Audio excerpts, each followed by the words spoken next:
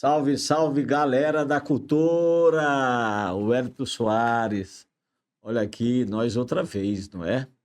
Esse bate-papo no Simbora Cast, né? Conversando sobre literatura, cultura de um modo geral, né? A cada semana nós trazemos aqui um escritor, uma escritora, para a gente falar sobre esse assunto tão palpitante, tão apaixonante que é a literatura. E hoje nós estamos trazendo uma poeta, não é? Uma poeta que muitos de vocês conhecem, não é? E quem não conhece vai ter a oportunidade de conhecer a partir de agora, né? Eu estou falando de Laís Romero, Laís Romero, né?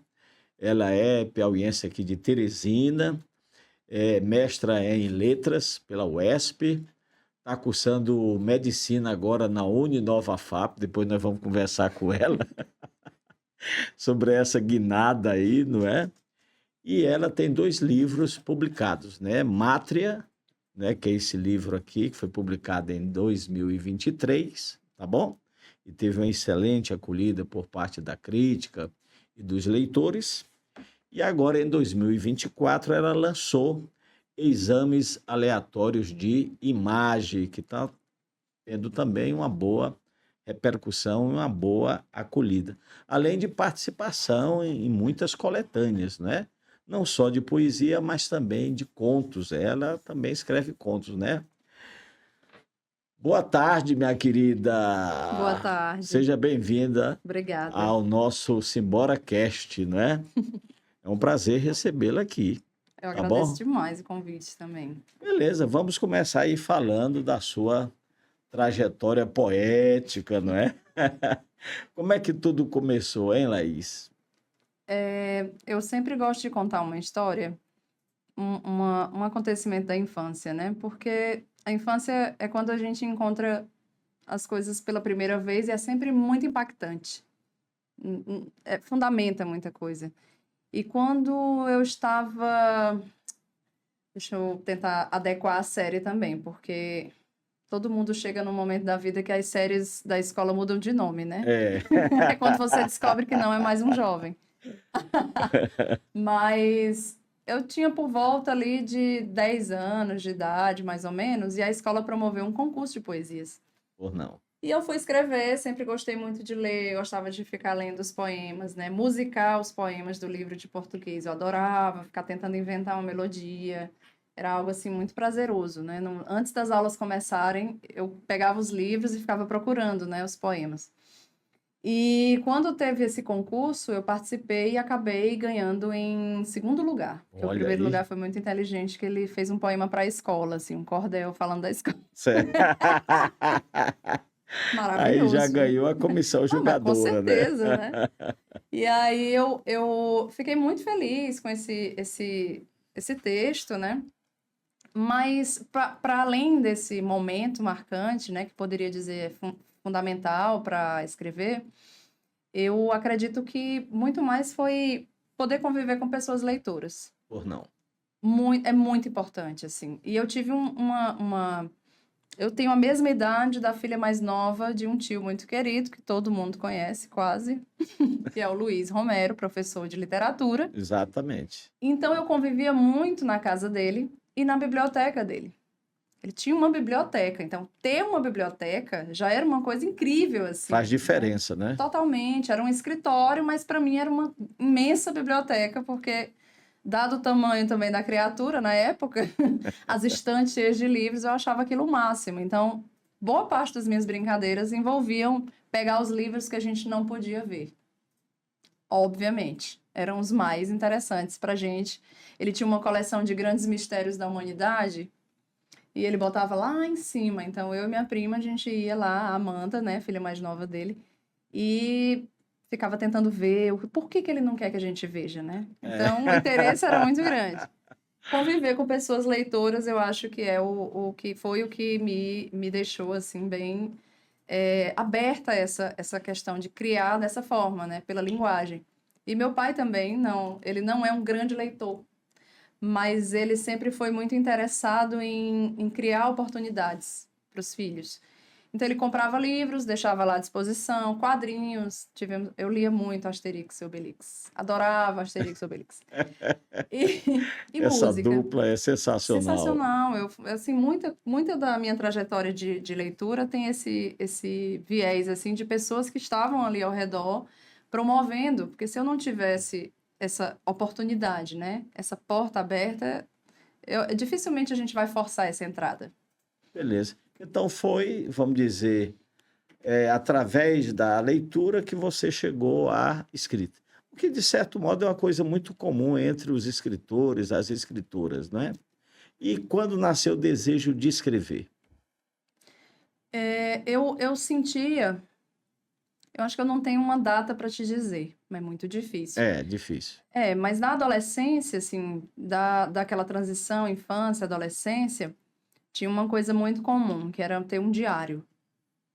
E aquilo, para mim, foi um hábito que até hoje eu preencho cadernos e cadernos, assim, vou ali fazendo a minha terapia também. Não que eu não faça no consultório, mas muito importante, inclusive. Mas sempre tive esse hábito. E quando você registra, né? Eu acho que o registro, assim, desde muito tempo, são milhares de anos que nós temos, assim, colocado muita expectativa naquele texto escrito. Desde daquele momento que eu passei a registrar, eu passei a reler. E algumas coisas que eu ia relendo, algumas coisas eu pensava, isso aqui tá bom, gostei disso aqui. Então eu comecei a separar o que era que eu considerava algo que poderia ser interessante, e aí apareceram os blogs na internet. Começou aquela história de você poder fazer aquele seu texto ali a troco de ter internet e um computador. Que foi se popularizando, né, ali para 95 em diante, né? Então eu já estava anos 2000, eu comecei a escrever em blog. Escrever em blog, e as pessoas começaram a ler, a responder, a comentar, a se encontrar em Teresina. Existia uma certa cultura de encontros também de pessoas escritoras e que tinham essas plataformas como locais de um repositório ali do seu texto. A outra parte, para mim, ao lado disso, foi o curso de letras na UESP. Não, Beleza. é impossível você entrar no curso de letras da UESP tendo como professores Hélio Ferreira, Feliciano Bezerra, sabe? E sair ileso, assim, dali. Não dá, É não dá. verdade. A Assunção Assunção Souza, né? Nossa, a Assunção é uma querida, assim, amiga até hoje, que eu tenho um grande prazer de poder trocar muitas ideias com ela. Então, são eventos, assim, que eles aconteceram juntos, né? Acho Beleza. que E você também participava também de de saraus tudo. A poéticos, roda né? de poesia e Roda de tambores, poesia e tambores, né? Lançamento de revistas sim, também. sim. Quer dizer, eu te ligo muito àquele grupo do Demétrio, do Sim, Tiago E, do Adriano Lobão, do Quilito, não é? sim, sim. A gente se conheceu ali no momento em que a roda de poesia estava perdendo um pouco ali, né? A força de circulação, a gente ainda participava, mas foi um projeto que teve um auge, mas ele começou a amornar. Certo. E a necessidade está aí. Eu gosto muito de dizer isso. A gente é ávido por espaços assim. Nós somos ávidos por espaços de criação, de compartilhamento. E quando eu não sei nem te dizer, não foi nada formal, foi tudo assim, a gente foi encontrando, conversando e surgiu a Academia Onírica. E se a gente fizesse sarau? E se a gente fizesse distribuição? E as coisas foram acontecendo, sarau, distribuição de zines em formato de bula de remédio, né? Que A era Tarja a Preta, poesia né? Tarja Preta, exibição de documentário. Tinha também exposição de vários artistas, fotografia, vídeo, produção em vídeo, bandas que estavam aparecendo. Então, todo mundo se reunia ali no canteiro de obras, né? Que era o Bar É, do Quilito, é. e fazia esse evento. A gente fez esse evento por um bom tempo, mas bastante cansativo também, né? Mas chegou um ponto, olha que absurdo, das pessoas pagarem uma entrada para falar e ouvir poesia. Mas isso era É sensacional. sensacional, é Isso é incrível. sensacional, Eu né? tenho certeza que quem fizer hoje vai ter público pagando Vai, para com entrar. certeza, é isso daí. E aí, em 2023, você publica Mátria, não é? Sim, segundo todos os meus colegas contemporâneos, com um grande atraso. Mas eu não sinto atraso, eu estou sossegada no meu tempo. É isso daí. O livro já chama atenção pela capa, né? Lismar Leal. Tá entendendo? É uma coisa Ele produziu assim para o próprio texto, para mim, eu tenho um grande maravilhosa, né? orgulho. É uma Muito capa feliz. impactante, não é? E Eu gosto. já, tá entendendo? Tira o leitor, não é, não é, do seu comodismo, de certo modo, né? E Sim. traz aí para a inquietação, que você usou esse termo lá no começo, né? E do Uhum. que é que fala Mátria, tá certo? Na realidade é um conjunto de poemas Sim. escritos ao longo de um certo tempo, foi? Tem. Ele tem uma primeira versão dele, que ele não tinha título ainda. Era tão sem título que eu coloquei temporário no arquivo, assim, Ah, temporário. Era o certo, nome dele. E depois eu acabei gostando muito dessa palavra, né? De certo, mátria. certo. Tem muito a ver com a forma como eu me posiciono no mundo, como eu enxergo a vida que a gente tem aqui no Brasil, no Piauí, porque é uma grande mátria, no final das contas, né? Infelizmente, manchando a reputação dos homens bons, a maioria dos homens acabam fugindo a essa questão de comunidade de família. E aí restam as mães trabalhar, cuidar dos filhos sozinhas, às vezes até casadas elas ficam sozinhas, né? É. E a gente tem um país que de pátria a gente tem apenas, né, a palavra. É muito mais uma grande mátria, assim. Então, tem essa representação, tem a representação da maternidade, que sempre foi a revolução central da minha vida. E eu quis reunir, eu chamo esse livro de livro corpo, num corpo poético, né? Essa ideia da mátria, da mãe, do primeiro país de uma pessoa ser um corpo ali, de quem gera, né, essa vida. E eu reuni nessa palavra, nessa obra. Beleza. A capa chocou alguns leitores? Minha mãe. Foi? Minha mãe, ela reclamou. Como assim tu bota uma mulher pelada desse jeito? Eu disse, então, mãe, eu não decidi 100%. Eu entreguei o arquivo para o Lismark, ele me devolveu essa arte impressionante e eu não fiquei assim. Algumas pessoas, não, mas quando você editar, aí você bota o título aqui em cima. Eu não. Pode deixar, eu gosto do incômodo. O É, incômodo marca um território também. exatamente. Olha, eu também sou dessa linha, não é? Eu acho que a arte, a Sim. literatura, não é? Ela comportada, ela não faz sentido, né? Se for Ela para tem. agradar, você compra seu livro de colorir, É... que tá aí, né, a polêmica. Mas eu Beleza, não então. trabalho com agrado. E realmente teve uma repercussão positiva, não foi? Sim, bastante. Eu fiquei muito, assim, satisfeita, Ah, muito... até um tanto surpresa, né? Porque eu fiz ah, uma tiragem pequena, mas eu tentei, assim, equilibrar, porque ele também saiu em e-book. E teve uma ah, boa saída em e-book, porque que realmente as maravilha. pessoas leem no Kindle ou outros Exatamente. tipos de leitores. É. Celular, então, nem se fala. Tem muita gente que lê em celular. Lê. Péssimo para os olhos? Sim, mas é leitura. É verdade.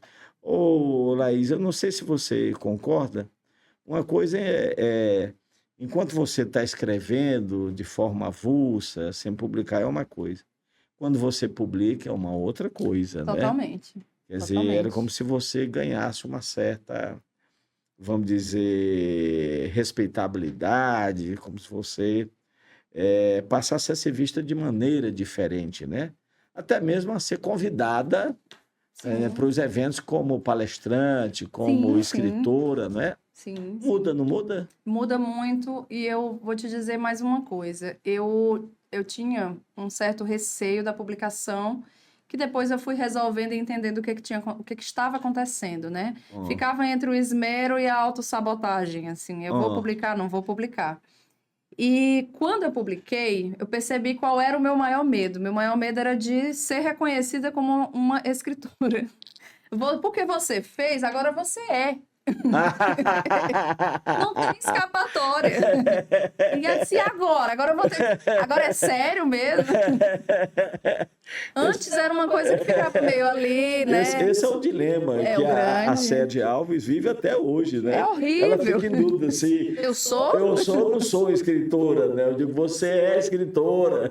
E você olha nos eventos, fulana de tal, Laís Romero, escritora. E eu, eita, agora não tem jeito, Não né? tem mais jeito, Tem né? não. Porque, vamos dizer, publicou, já sabe, né? Já. Oficializou, institucionalizou, né? Eu vivo brigando com o Quilito. Não, É um baita poeta, tá sim, entendendo? Tem os poemas aí, mas não publicou ainda, né? sim. Embora seja um poeta, né? A gente não pode negar o poder realmente da palavra escrita na humanidade. Então, quando a gente assume esse superpoder ali de permanecer de alguma forma, existe também uma certa noção desse peso, dessa permanência ou dessa pretensão de permanência.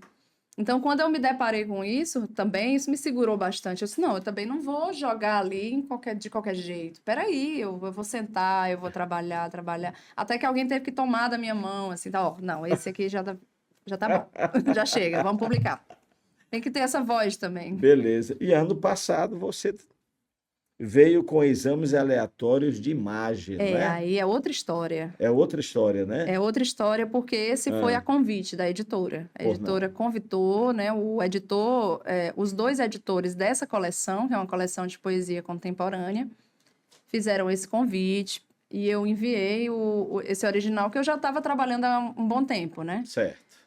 E aí fui complementando algumas coisas que eu precisava falar. A gente também existe esse perfil, assim, coisas que eu fui examinando aí. Por isso que eu botei esse título. Eu gosto muito dessa ideia de sair examinando coisas, assim, de Certo. sair observando, né? Eu acho a poesia muito imagética. Maravilha. E os dois editores aqui, eles são escritores também, né? São poetas, né? São Se eu não me poetas, engano, os né? dois. Você vê o Manuel Ricardo de De Lima, Lima, né? Que de é Parnaíba consagrado de Parnaíba, não e é? radicado no Rio de É Janeiro. radicado no Rio de Janeiro, vem sempre aqui, não é? Vem. Já, vamos dizer, concedeu entrevista a Revestréis. E o Carlos Augusto Lima também, né? Também, o Carlos Augusto, ele é de Fortaleza, né? Sei, Também escritor, poeta, editor, e aí surgiu espontaneamente, né? O ah, Manuel mandou esse convite, pediu para ver material, sei.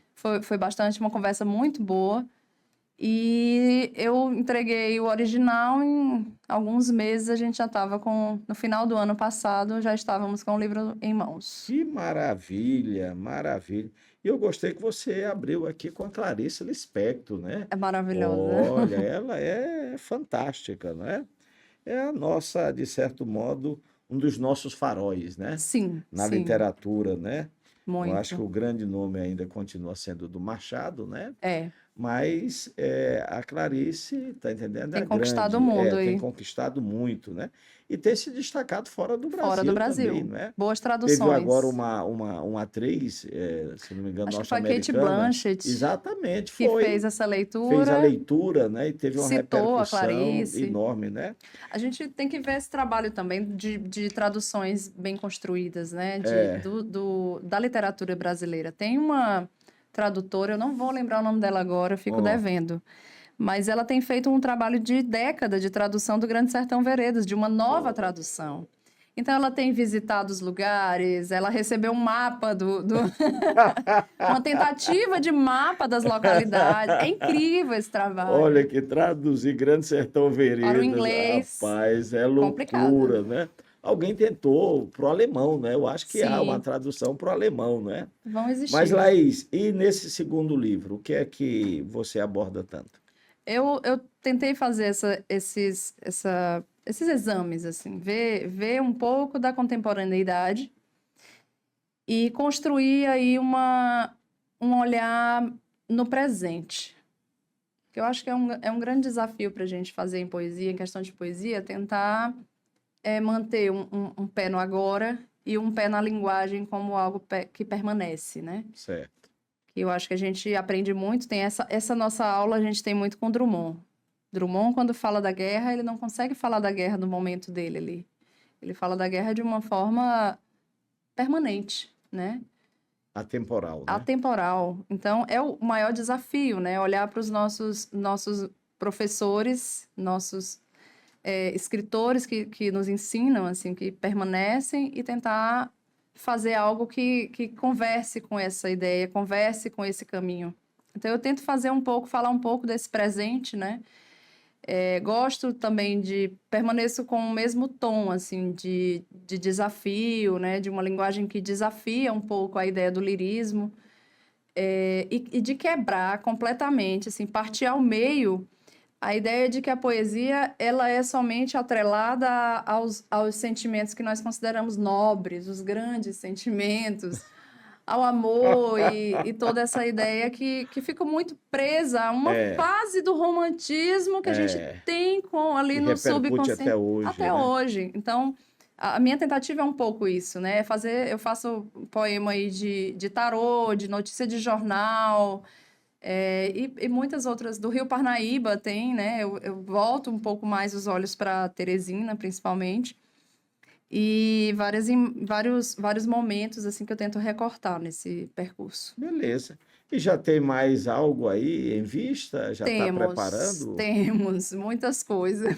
Porque é interessante, a gente começa a escrever e a publicar, não para mais, não é? Não para mais. Eu recebi uma proposta, né, de uma editora também.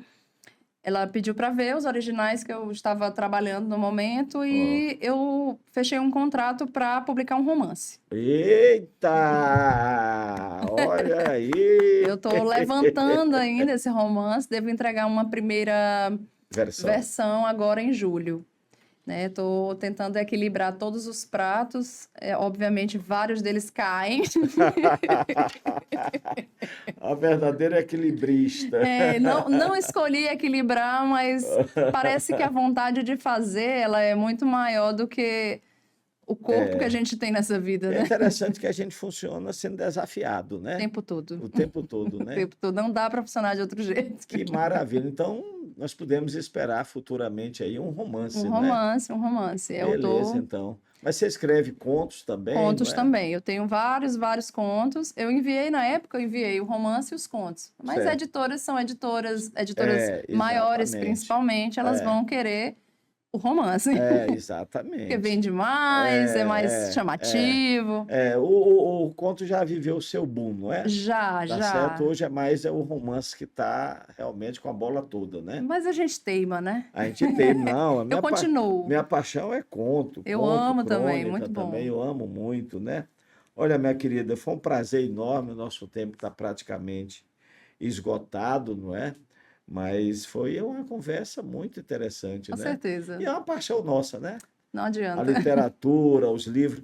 Os leitores podem encontrar os teus livros onde? O Mátria, ele não tem mais. Está esgotado. Esgotadíssimo, não tem mais em lugar nenhum. Eu vou preparar uma segunda, edição dele, né?